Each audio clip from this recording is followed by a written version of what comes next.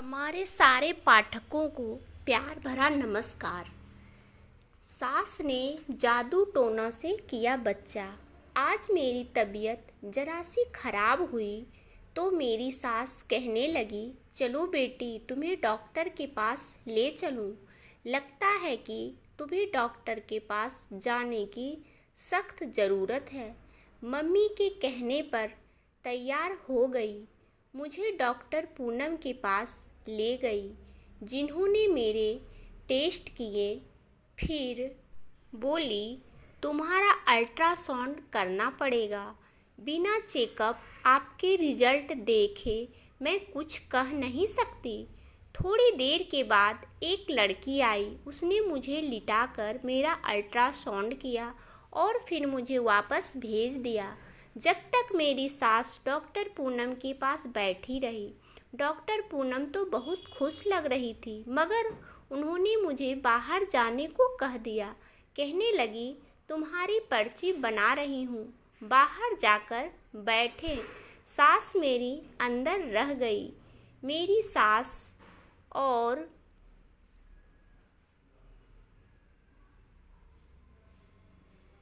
Doctor दोनों बात कर रहे थे। काफ़ी देर इंतज़ार करती रही, सिर्फ अपने मुझे अंदर बुलाया। मैं गई तो डॉक्टर का चेहरा उतरा हुआ था। मिस रितु, बचपन में क्या तुम्हें कोई चोट लगी थी? नहीं डॉक्टर साहब, ऐसा क्यों कह रही हैं आप? इसलिए कि आपके लिए एक बुरी खबर है। वह क्या? मैंने पूछा। वह यह, आप कभी माँ नहीं बन सकती। आप बच्चा करने के काबिल नहीं हैं। यह एक पैदाइशी कमी है जिसके बारे में मैं आपको तसल्ली से नहीं बता सकती। बस इतना कहूँगी कि आप में बच्चा पैदा करने की शक्ति नहीं है। डॉक्टर साहब की बात सुनकर मेरे तो अंदर कुछ टूट कर रह गया। मैंने सोचा नहीं था कि जिंदगी इतनी बड़ी नर्क बनकर मेरे सामने खड़ी हो जाएगी। मैं वहीं पर बैठकर रोने लगी। आंखों से आंसू टिप टिप बहने लगे। मैंने ऋतिक से लव मैरिज की थी, लेकिन अब वह अपनी माँ की सुनते थे। वह कहते कि मेरी माँ को जो कहे उनकी बातें टालना नहीं है। अब मुझे लग रहा था कि अब इस घर में मेरी जगह नहीं बची। जब औलाद ही पैदा नहीं कर सकती तो फिर मुझ जैसी बांझ औरत की ज़िंदगी का क्या काम? उनकी माँ को तो बच्चों से मोहब्बत थी। मैं वहीं बैठे रोने लगी। दिल चाह रहा था कि ज़मीन फट जाए और मैं उसमें समा जाऊं, या अब या हमेशा के लिए मेरी आंखें बंद हो जाए।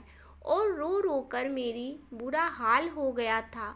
सास ने मुझे तसल्ली दी। बहू, फिक्र क्यों करती हो? मैं तुम्हारे पति को कुछ नहीं बताऊंगी। सास के उस रवैये पर मैं हैरान रह गई। वैसे तो पर मैं बहुत कड़वी औरत थी, मगर आज उनका रवैया हमदर्दी था। फिर कुछ टाइम बाद, बेटी अगर तुम कहो तो मैं तुम्हें श्रीमती मधु के पास ले जाऊं। जानती हूँ मधु के पास जितने भी बांझ लोग जाते हैं उनके साथ कोई ना कोई मसला होता है।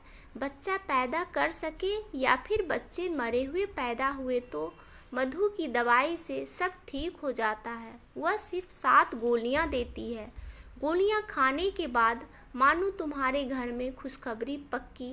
ज़्यादातर लोग तो झूठ बोलते हैं, उनको तो बस अपना पैसा कमाना है। इस डॉक्टरनी का ख्याल होगा, इलाज तभी यह ऐसी बातें कर रही है। मगर तुम फिक्र ना करो, मैं तुझे मधु के पास लेकर जाऊंगी। उसकी गोली खाकर तो एक नहीं कई बच्चा पैदा करेगी। सास की बात सुनकर मैं खुशी से खिल उठी। उन्होंने बताया कि मैं अपनी बेटी को भी इसी औरत की गोलियां से प्रेगनेंसी करवाया था। दिल में उम्मीद की किरण जाग उठी। शाम को माँ ने कहा था कि मेरे साथ श्रीमती मधु के साथ चलना है। बेचैनी से शाम का इंतजार कर रही थी। शाम हुई तो सास ने मुझे चादर ओढ़ने को कहा। हम लोग दोनों श्रीमती मधु के घर पहुँचे। मधु पास वाकई कई औरतें बैठी थीं। उन औरतों में से 4-5 मैंने बात की तो पता चला कि वह भी श्रीमती मधु के साथ गोलियों से ठीक हुई है और उनके बच्चे भी पैदा हुए हैं। और यह है उनके सुनकर मेरी तो सारी फिक्र जब चली गई। जब इतनी औरतों का इलाज हो चुका है, मेरी सारी फिक्र मेरी तो शादी को अभी 2 महीने हुए हैं। चलो अभी श्रीमती मधु के पास गई तो उन्होंने पहले मुझे झाड़ लगाया, फिर 7 गोलियां मुझे देखकर बोली, बेटी यह गोलियां पाबंदी से खा लेना, उनमें से एक भी छूट ना पाए। गोली और साथ में जो मंत्र बता रही हूँ वह ज़रूर पढ़ना। उन्होंने गोलियां को एक छोटे से डब्बा में श्रीमती मधु मुझको दे दिया। मगर मेरे हाथ से मेरी सास ने गोलियां वाला डिब्बा मेरी हाथ ले लिया। कहने लगी, मैं संभाल कर रखूँगी, तुझे गोलियों का नहीं पता। यह एक ख़ास चीज़ है जिसकी हिफाजत मैं खुद करूँगी। मुझे अपनी सास पर उस पर बड़ा प्यार आया कि इस कदर ख्याल रखने वाली सास, वरना तो औरतें अपने बेटे की दूसरी शादी करवाने पर तुली होती है, कभी किसी बहू के नुक्स बर्दाश्त नहीं करती है। जबकि मेरी सास मुझे खुद डॉक्टर के पास लिए फिर रही थी। घर आकर मेरी सास ने डिब्बा थमा दिया जिसमें सफ़ेद रंग की छोटी छोटी गोलियां थी और वह तादाद में 7 थे। कहने लगी कि रोज़ाना रात को तुम्हें दूध लाकर दूंगी, तुम दूध के साथ यह गोलियां खा लेना और खबरदार उसके बाद तुम बिस्तर पर मत उतरना, सीधी सो जाना। जानती हो ना, दवा के असर के लिए सोना ज़रूरी है। जी समझ गई। मैंने अंदर से सर झुका लिया। मेरी सास मेरे कमरे से चली गई तो मैं बैठे सोचने लगी कि भगवान ने मुँह किस कदर मेहरबान औरत अता है, तो बिल्कुल माँ जैसी है। थोड़ी देर बाद पतिदेव आ गए। मैंने उनसे उस बात का जिक्र नहीं किया, वह भी कुछ ना बोले, जैसे उन्हें मेरी किसी बात का गरज ही ना हो। मगर जब यह पता चला था कि मैं अभी माँ नहीं बन सकती तो उनके चेहरे पर उदास और खफा के असर ज़रूर देखे थे। उसी रात को मैंने एक सफ़ेद गोली मुंह में रख ली, मगर गोली मुंह में रखते ही मेरी तबीयत खराब होने लगी। ऐसा लगा जैसे मैंने कोई अजीब सी जहरीली चीज़ खा ली हो। मगर फिर अपनी औलाद के लिए मुझे इतना तो करना ही था। मैंने बड़ी मुश्किल से यह गोली अपने हल्क से उतारी। अब बस इंतज़ार कर रही थी कि कब ये दिन गुजर जाए और मैं प्रेग्नेंट हो जाऊं, मैं अपने पति को खुशखबरी सुनाऊं, नहीं तो दिन ब दिन ठीक ठाक से गुजर जाए। मगर ज़्यादा परेशानी थी। मैं जब भी सुबह उठती मेरी कमीज़ पर काले रंग के दाग लगे हुए होते। उन लोगों का निशान भी समझ में ना आता है यह कैसे लगा है। उनके अलावा मेरा सर भारी होता और पूरे जिस्म में दर्द होता। उस चीज़ ने मुझे परेशान कर रखा था। मगर मैं अपनी सास के सेव कुछ न कहती कि कहीं वह दोबारा मुझे किसी डॉक्टर के पास ना ले जाए। वैसे भी मेरा बहुत ख्याल रखती थी। आज मैं बहुत खुश थी क्योंकि मुझे गोली खाते खाते 6ठा दिन हो गया था। मेरे पास अब सिर्फ आखिरी गोली रह गई थी। मैं रात हुई तो सोचने लगी कि आज आखिरी गोली खाकर सो जाऊंगी, उसके बाद शायद जल्दी ही मुझे खुशखबरी सुनने को मिले। उसी खुशी में गोली मेरे हाथ से गिर गई। रात का वक्त था, कमरे में हल्का हल्का अंधेरा था। मैंने गोली ढूंढने की बहुत कोशिश की मगर मुझे नहीं मिली। फिर मैं जाकर टॉर्च लेकर आई, बेड के नीचे हर जगह घूमा फिरा कर देखा मगर मेरी गोली गुम हो गई थी। मुझे बड़ा अफसोस हुआ और खुद को सोचने लगी, 3 दिन था तो आखिर दिन था, सारा मेहनत खराब हो गया। काश मैं गोली खा लेती तो मेरे साथ यह मसला ना होता।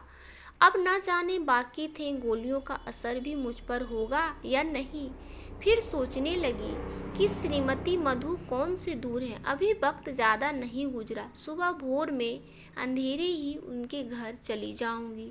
गांव के लोग तो सुबह सवेरे उठ जाते हैं, सुबह सवेरे ही उनसे गोली ले लूँगी। नहीं आई, अभी मुझे लेटे हुए 10 मिनट ही गुजरे थे। मेरी सास कमरे में दाखिल हुई। मेरी बोलती बंद हो गई, कहीं ना यह समझे कि मैंने गोली नहीं खाई, क्योंकि गोलियों खाते ही अक्सर मुझे नींद आ जाती थी। मैं सोच रही थी कि एक दो बार मुझे देखने के बाद सास कमरे में से चली जाएगी, मगर ऐसा नहीं हुआ। वह मेरे कमरे में रुकी रही। मैं आंखें खोलकर देख भी नहीं सकती थी कि वह क्यों रुकी है। थोड़ी देर गुजरी थी कि एक जानी पहचानी सी खुशबू मेरे नाक के अगरबत्ती यूं ही थी जो शायद मेरे सास ने अपने हाथ में ले रखी थी। मैं अब भी सोती बनी रही, कहीं उन्हें शक ना हो जाए कि मैंने गोली नहीं खाई है। लेकिन जब उन्होंने उन अगरबत्तियों की राख मेरे सर पर और मेरे पेट पर लगाई तो मुझे रहा नहीं गया। गरम गरम राख जब मेरे कपड़ों पर पड़ी तो मुझे खौफ का महसूस हुआ। मैं एक जोरदार चीख मार कर उठ बैठी। मुझे लग रहा था जैसे मैं कोई डरावना ख्वाब देख रही हूँ। अपने सामने अपनी सास को देखकर मेरा तो जैसे दिल ही उछलकर हाथ में आ गया। उन्होंने काले रंग का कपड़ा पहन रखा था और माथे पर लाल रंग का टीका था, जिसे देखते ही मेरी रूह फना होगी गई। लगता था कि कोई जादूगरनी है जो अपने मंत्रों में खोई हुई मुझे उठाकर चिखाता चिल्लाता देख घबरा गई। बोली, खामोश होकर लेट जाओ, अभी मुझसे सवाल जवाब मत करो। उन्होंने मुझे सख्ती से हुक्म दिया। मैं लेट जाऊं, मगर मैं यूं ही कैसे लेट जाती? मुझे अजीब से महसूस हो रहा था। उनके जादू टोने से मुझे उलझन हो रही थी कि कमरे में फैली बदबू से मेरा दम घुट रहा था।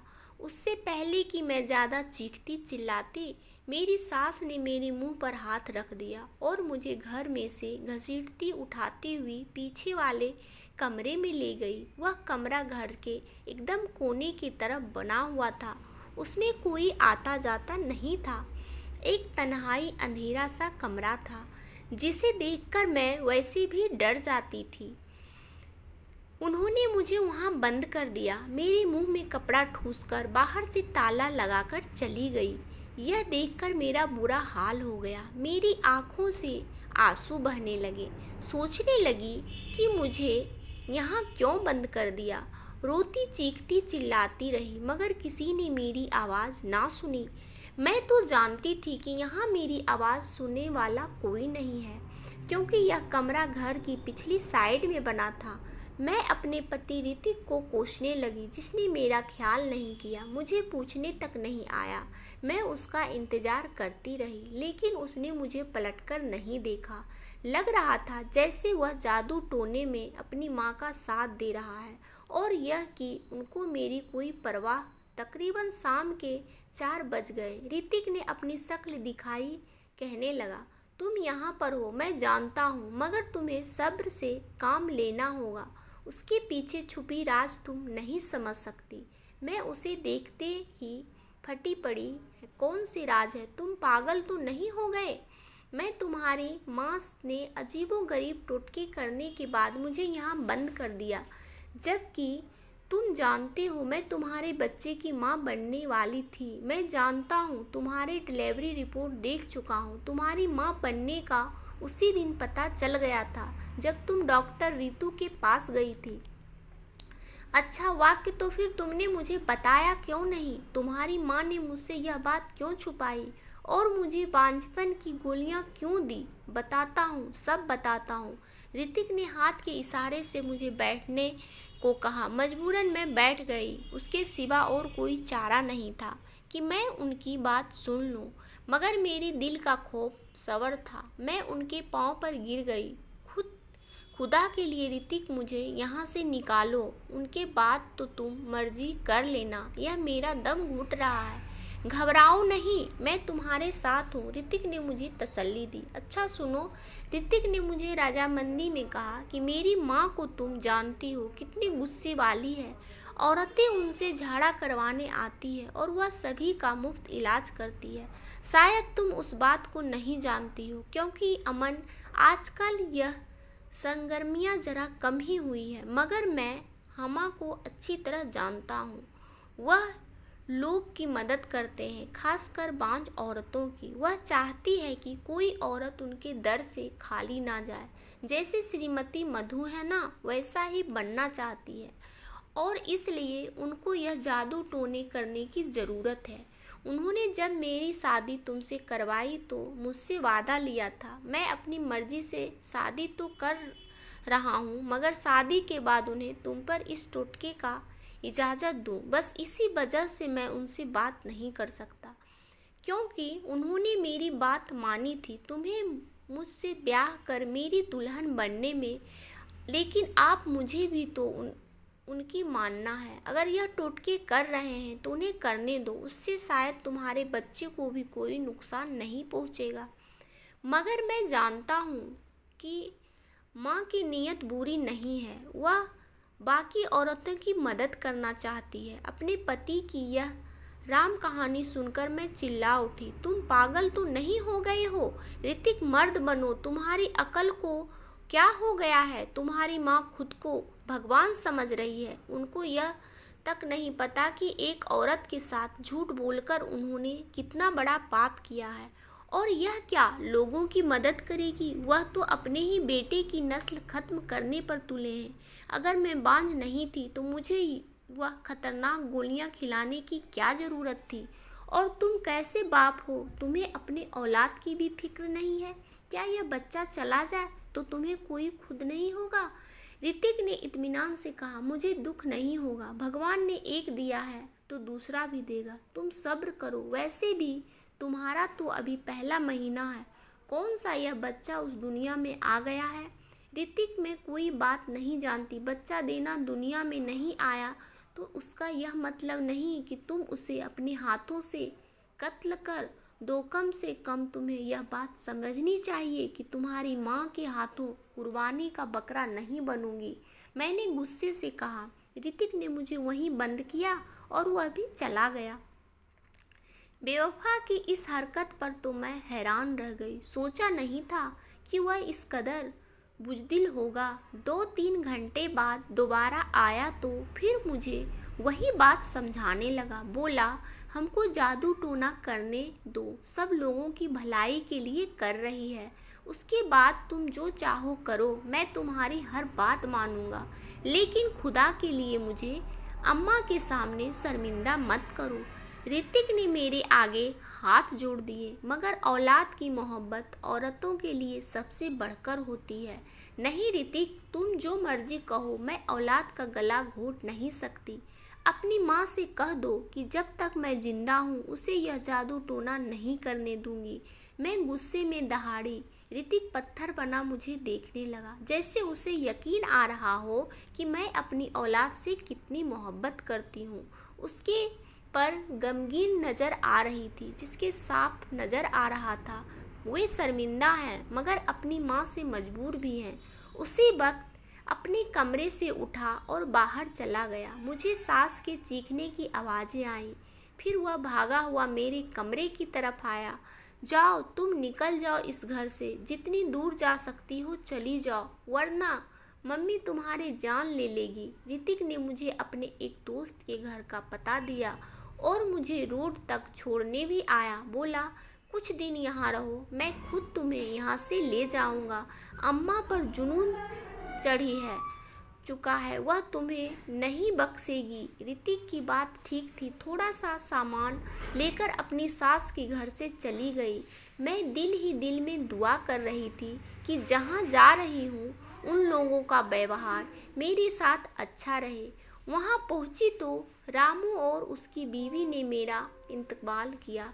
शायद मेरे पति ने उन्हें पहले से बता दिया था कि मैं आ रही हूँ। उन लोगों के घर मुझे किसी किस्म की कोई तकलीफ़ नहीं हुई। मैं आराम से 6 महीने वहाँ रही। उस दौरान ऋतिक ने मेरी खबर ना ली। मेरी उम्मीद टूटने लगी थी। लगता था जैसे वह कभी पलट कर नहीं आएगा। मगर फिर एक दिन मुझे दीदी ने बताया, तुम्हारा पति तुम्हें लेने आ रहा है। खुशी से मैं फूले ना समा रही थी। मेरा आखिरी महीना चल रहा था। उस दिन औरत की पति की ज़रूरत होती है। वह उससे अपने सुख दुख कहती है, अपनी तकलीफ़ का साथी बनाती है। ऋतिक आए तो उनके चेहरे पर परेशानी थी। वर्षों के बीमार और कमज़ोर लग रहे थे। आते ही मेरे आगे हाथ जोड़ दिए, मुझे माफ़ कर दो, खुदा के लिए मेरी माँ को मुझे भी माफ़ कर दो। ऋतिक अक्का क्या हुआ, आप यूँ क्यों रो रहे हैं? तब ऋतिक ने मुझे बताया कि अम्मा को उनके किए की सज़ा मिल गई है। उनके साथ जो हादसा हुआ उससे उनकी हवस बिगड़ गई। वह अपनी दिमागी हालत खो चुकी हैं और अब अजीब गरीब बातें करती हैं। लोग उन्हें देखकर हंसते हैं और वह जिंदगी मौत के बीच की लड़ाई लड़ रही है। ऋतिक की बात ने मुझे परेशान कर दिया। अपने पति की बातें सुनकर मैंने अपने सास को माफ़ कर दिया। बेशक माफ़ करने में ही बड़प्पन है। जिंदगी की आखिरी दिनों भरपूर हिदमत की वह मुझसे बार बार माफ़ी मांगी, मगर उन्होंने ना जाने किस किस दिल दुखाया था कि उनकी जान जैसे कांटे में अटकी हुई थी। यह हालत देखकर मुझे भी बहुत घबराहट हुई। मैंने दिल में पक्का इरादा कर लिया कि मैं कभी जिंदगी में भूल कर भी किसी इंसान का दिल नहीं दुखाऊंगी और ना कोई जादू टोना मानूंगी, ना मानने दूंगी। जिंदगी में मायूस के बादल छाए हुए, मगर मैं कभी कभी भगवान से उम्मीद लगाऊंगी। Like, subscriber and share. धन्यवाद दोस्तों। स्वस्थ रहें, खुश रहें।